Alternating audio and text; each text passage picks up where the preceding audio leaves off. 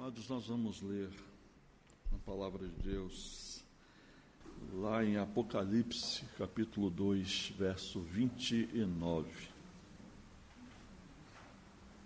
Apocalipse 2, 29. É um verso pequeno, mas é interessante que é um verso repetido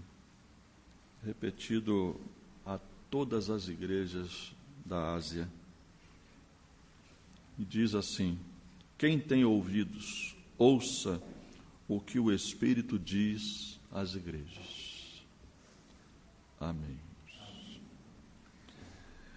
A visão recebida por João na ilha de Patmos, ela se inicia com a instrução de que ele deveria escrever às 7 igrejas da Ásia. Ao mesmo tempo em que essas cartas, elas elogiam aquelas igrejas de alguma forma, ou até mesmo pela sua força, ela também, cada uma delas também traz advertência a todas essas igrejas. Cada carta, na verdade, está dirigida a uma das igrejas existentes na época, mas também fala sobre a situação da igreja ao longo da história. A verdade é que há uma discrepância entre a compreensão destas igrejas nas quais as cartas foram dirigidas, considerando que, para alguns, essas igrejas eram igrejas de fato que existiam naquela época, e que para alguns outros eram apenas um simbolismo ou uma linguagem figurada de igrejas ao longo do tempo, ao longo da história. Então, essas cartas como se fossem dirigidas a essas. Mas aí, no caso, não importa tanto se eram uma igreja de fato daquela época ou igrejas ao longo da história até os nossos dias de hoje. A verdade é que cada uma dessas cartas, de certa forma, fala também ainda ao nosso momento presente, tanto na igreja como individualmente a nossa vida. A gente, quando lê essas cartas, a gente percebe que o Senhor realmente está falando. E devemos, à luz dessas cartas, devemos lutar constantemente contra a tentação de nos tornarmos indiferentes, imorais, lenientes, complacentes, inertes e descuidados com a nossa fé. É exatamente o que a gente vê escrito nestas cartas às 7 igrejas. E esta revelação, ela é simultaneamente uma advertência a todos os cristãos apáticos e um estímulo também àqueles que têm permanecido fiéis ao longo dos anos nas suas lutas. Ela nos assegura de que o bem triunfará sobre o mal. Nos dá esperança quando enfrentarmos os momentos difíceis da nossa vida e também traz orientações se estivermos vacilando na nossa fé, né? Então, ela é a mensagem do Senhor à igreja, de esperança a todos os crentes, amados, de todas as gerações. Ou seja, cada uma dessas cartas traz advertências, traz elogios, traz orientações de alguma forma. E, por exemplo, eu vou citar algumas aqui, como a igreja de Éfeso. A igreja de Éfeso, lá no capítulo 2:5, diz: lembra-te de onde caíste, arrepende-te e volta à prática das primeiras obras. A Esmirna, que foi uma igreja, inclusive, que não foi feito nenhum tipo de advertência ou nenhuma repreensão. Advertência até tem, mas não teve nenhuma repreensão quanto à questão de pecado. Mas a Esmirna houve uma advertência, porque só o fato de a gente ouvir, quem tem ouvidos para ouvir, ouve o que o Espírito diz às igrejas, já é uma advertência, uma chamada de atenção. Mas a Esmirna, nós ouvimos: ser fiel até a morte, dar-te-ei a coroa da vida. A Pérgamo, nós lemos também quando diz: portanto, arrepende-te, e se não, venho a ti sem demora. A Tiatira diz: tão somente conservai o que tendes, até que eu venha. A Sardes, a gente lê: lembra-te, pois, de como tens recebido e ouvido, se não vigiares, virei como ladrão. A Filadélfia, uma igreja também que não tinha falhas e que não foi repreendida pelo Senhor, a carta, mas é curioso que, embora fosse uma igreja aprovada, essa igreja desapareceu com um terremoto no século XVII. E diz a história que os moradores ficaram tão em pânico com o terremoto que eles fugiram, abandonando tudo para outras cidades, e não ficou ninguém naquele local. Filadélfia era um local que ficava numa região de divisa de cidades, e o terremoto destruiu praticamente tudo. E Laodiceia, o Senhor diz lá em Apocalipse 3,19: sê, pois, zeloso e arrepende-te. Então, a cada uma delas, o Senhor repreende naquilo que tem que repreender e traz destaques naquilo que ele precisava destacar. E a cada uma delas ele deu também a receita para o ressurgimento, que é: quem tem ouvidos, ouça o que o Espírito diz às igrejas. Eu fico pensando, será que nós estamos ouvindo? Será que nós temos ouvido de forma muito clara o que o Espírito de Deus tem falado aos nossos corações ao longo da nossa história de vida, ao longo da história da igreja, ao tempo em que ela está aqui, por exemplo, inserida no Guará? Será que a gente de fato tem ouvido? As 7 igrejas da Ásia Menor, conhecidas como as igrejas do Apocalipse, elas desapareceram. Diria que estão mortas, morreram ao longo do tempo, desapareceram. Restam apenas agora as ruínas do passado glorioso que se foi. As glórias daquele tempo distante estão cobertas de poeiras, sepultadas debaixo de pesadas pedras. Hoje, naquela região, não tem nem sequer 1% de crentes. Naquela região, toda aquela área da Ásia, não existe sequer 1% de crente. E diante disso, eu fico perguntando, ou a pergunta que não quer calar agora de manhã, né? O que eu passo aos irmãos: o que faz uma igreja desaparecer? O que faz com que uma igreja morra ao longo da sua história? E eu quero pensar um pouquinho sobre isso, destacando algumas coisas à luz dos textos bíblicos, à luz das cartas enviadas a estas igrejas. E eu vou destacar primeiro que a morte de uma igreja, ela acontece quando ela se aparta da verdade. Esse é o primeiro passo que uma igreja pode dar para desaparecer, para deixar de existir, para morrer na sua história. Algumas das igrejas da Ásia Menor, essas igrejas em que as cartas que foram escritas foram ameaçadas sempre por falsos mestres e por muitas heresias.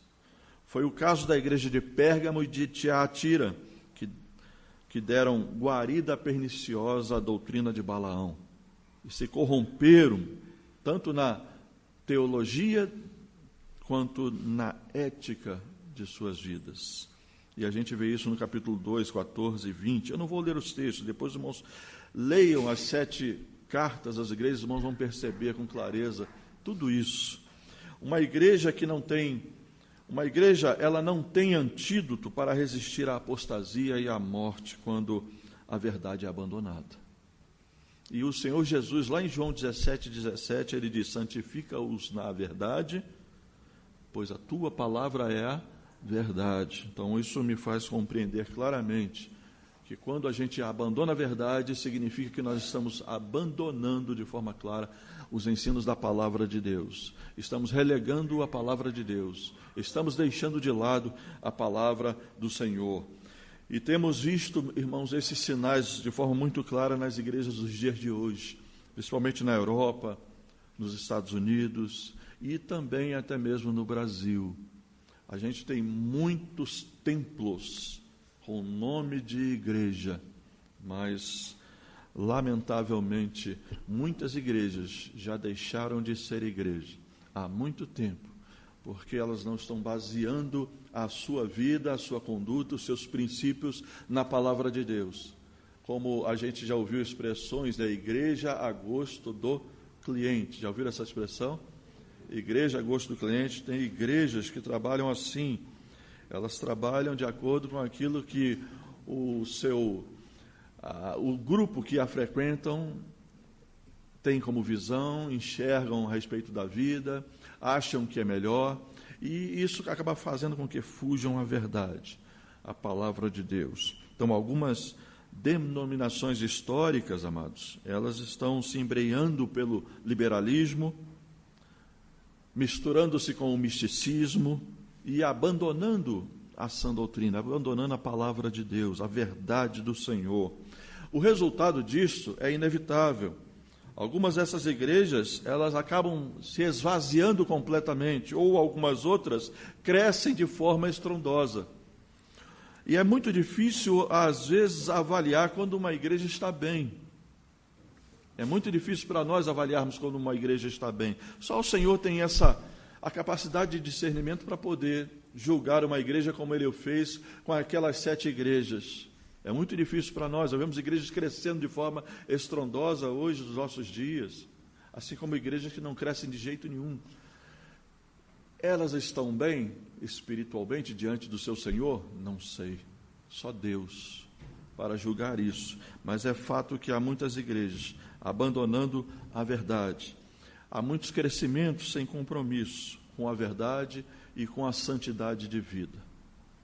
As igrejas estão abraçando tudo para poderem crescer de todas as formas, fugindo da verdade do ensino da palavra de Deus.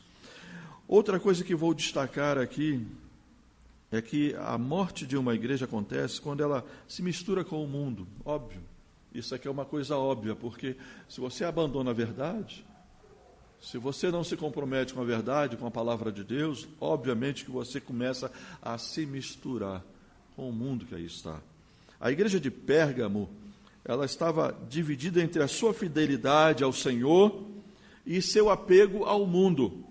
A igreja de Tiatira estava tolerando a imoralidade sexual entre seus membros.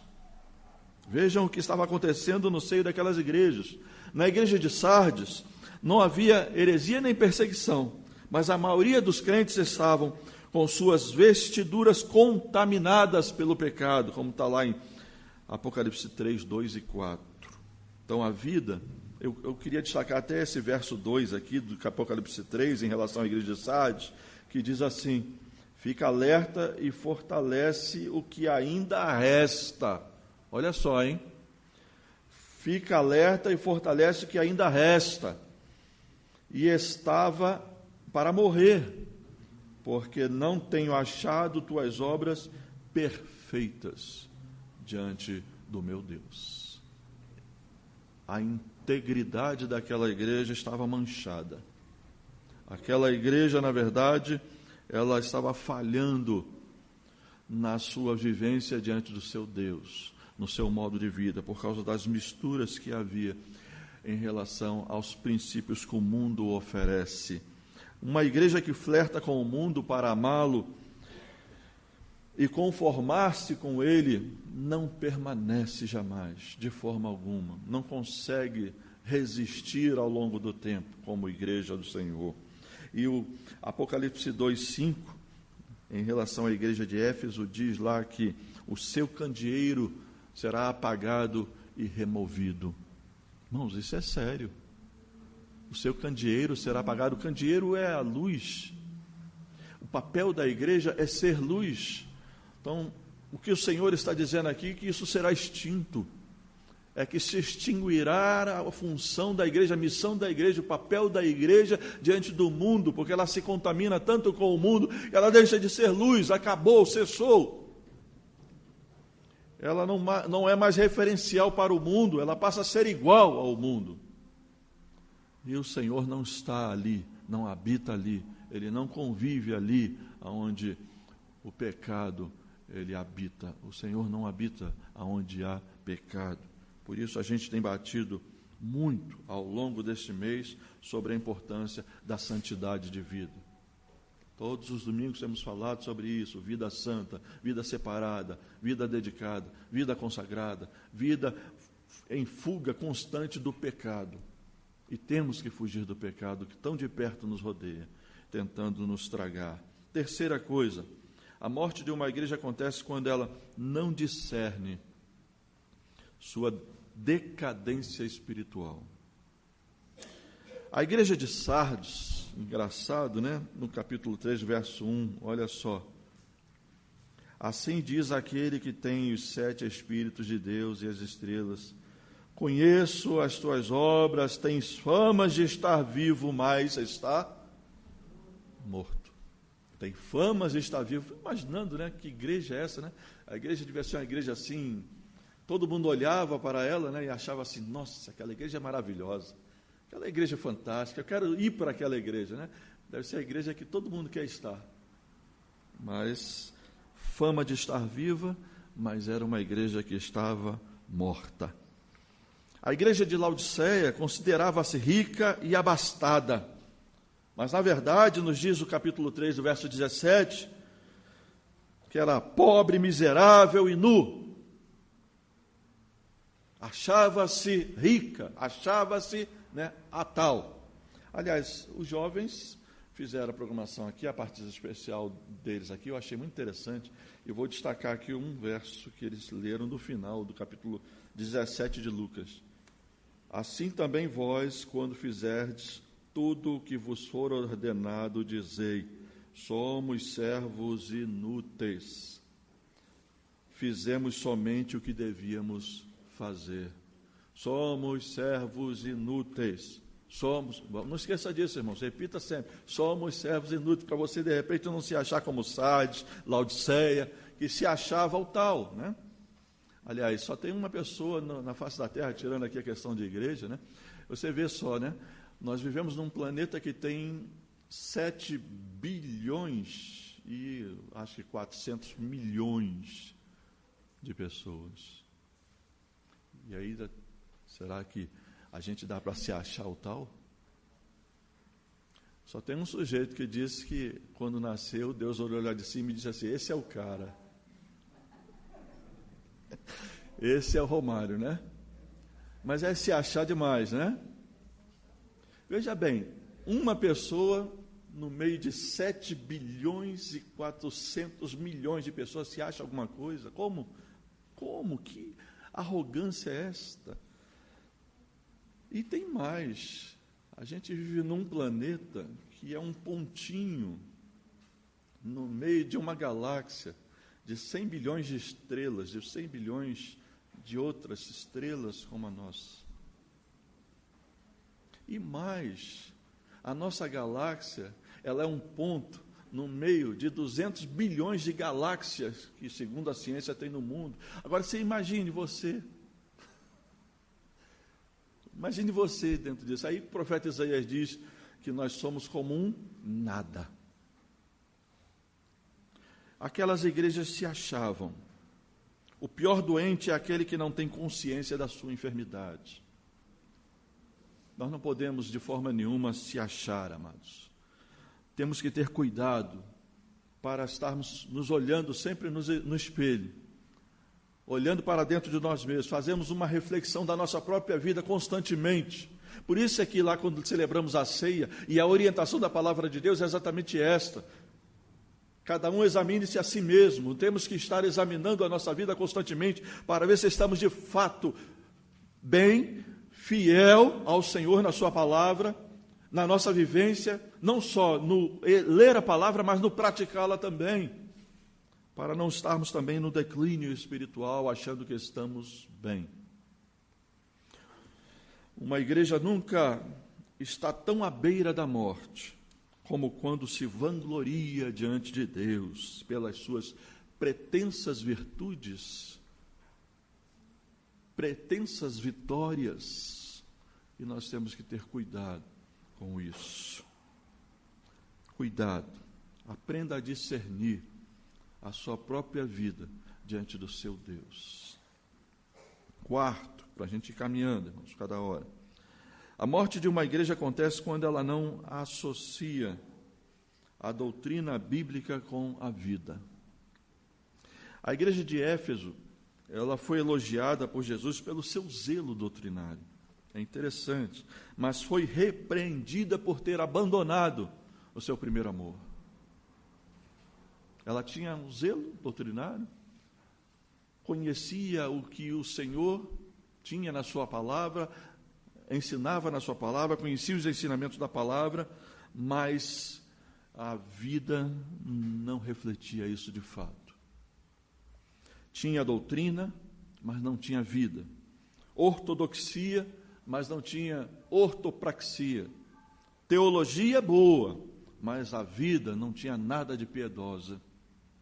Este era o problema da igreja de Éfeso. E Jesus ordenou à igreja a lembrar-se de onde tinha caído, e arrepender-se, e voltar à prática das primeiras obras, à prática do primeiro amor, retornar. Quando a gente erra diante do Senhor, a gente tem que entender o erro, compreender o erro, se arrepender, como o texto bíblico diz, se arrepender do erro e não voltar a praticá-lo, mas voltar atrás um passo para voltar a agir corretamente, para fazer o que é certo à luz da palavra de Deus. Nós não podemos, de forma alguma, fugir aos princípios do Senhor na sua palavra. Se a doutrina bíblica é a base da vida, a vida precisa ser a expressão da doutrina que nós conhecemos. Não tem como fugirmos disto. Se nós entendemos que os princípios doutrinários da palavra de Deus são vida, a gente precisa vivê-los intensamente. A gente precisa praticá-lo. Senão vamos fazer como o Tiago diz, não adianta nada a gente ser ouvinte, mero ouvinte, mas não praticante da palavra. Seremos como quem se olha no espelho. E é curioso, né? Que às vezes, uma vez eu fiz essa tentativa, eu mesmo, sozinho, lendo esse Tiago e tentando me lembrar de como é o meu rosto, eu não conseguia.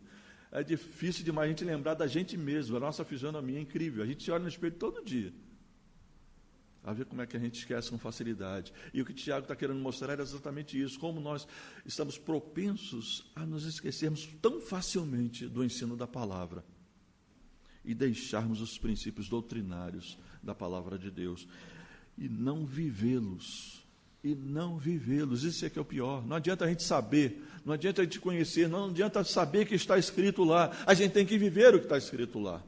Não é só saber, não vai fazer efeito nenhum saber o que consta na palavra de Deus. Eu vejo, tem um personagem na TV que faz programa de entrevista, né, e ele recebe muitas pessoas, inclusive crentes, até evangélicos e até pastores. E ele gosta muito de entrar em confronto quando vai pastores, principalmente, ao programa dele, para entrevistas. Ele gosta muito de entrar em confronto. Por quê? Porque ele conhece muito a Bíblia. Ele já leu a Bíblia diversas vezes, não é crente. Conhece muito a Bíblia. Mas é apenas um conhecedor da palavra. Não é um praticante da palavra de Deus. Então, as duas coisas, o conhecer e o viver, não podem andar separadas de forma alguma.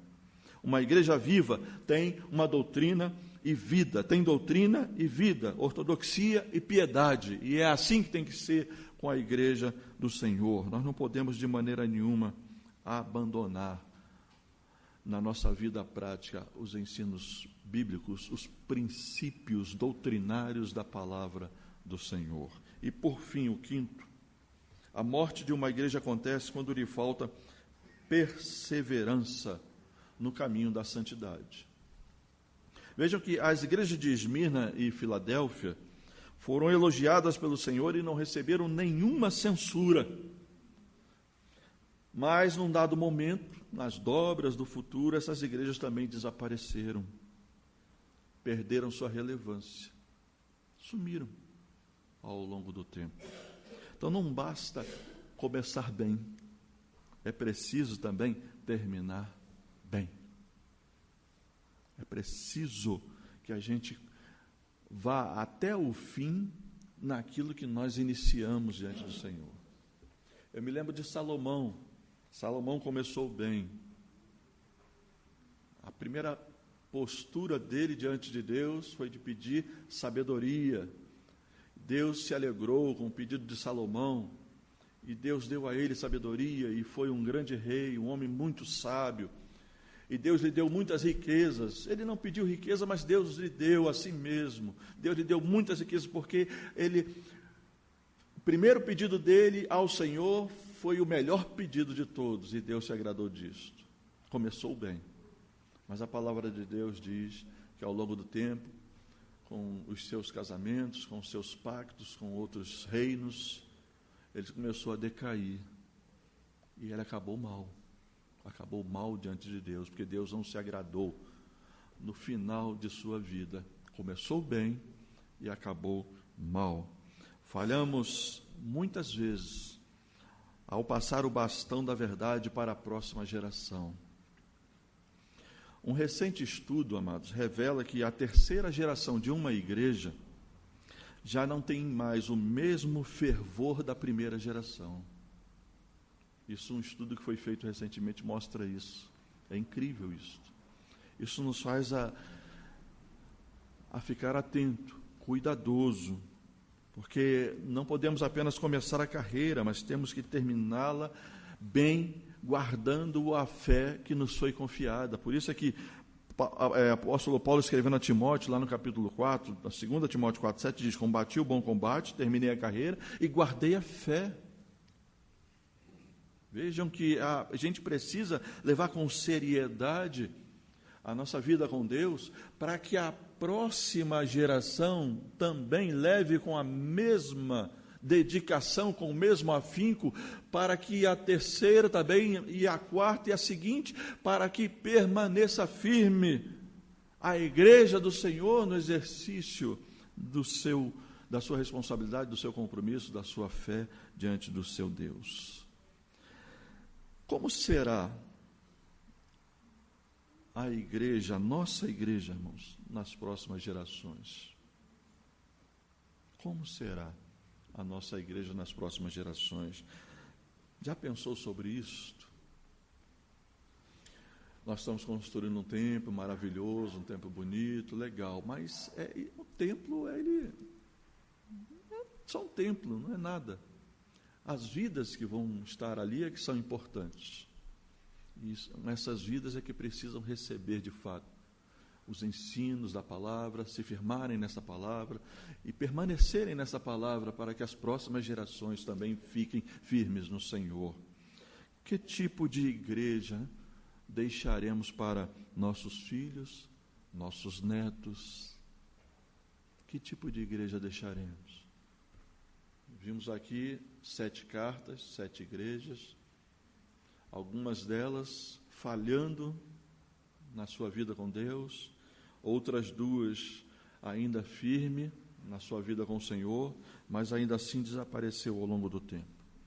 E eu quero encerrar citando Apocalipse 1:3, que diz lá: bem-aventurados aqueles que leem, aqueles que ouvem e aqueles que guardam o que está escrito. Bem-aventurados aqueles que leem, aqueles que ouvem e aqueles que guardam o que está escrito. Que assim seja de fato. E certamente a gente poderá também ouvir como as igrejas ouviram, como a igreja de Esmina, por exemplo, ouviram: ser fiel até a morte e dar-te-ei a coroa da vida. Que Deus nos abençoe, irmãos. Amém.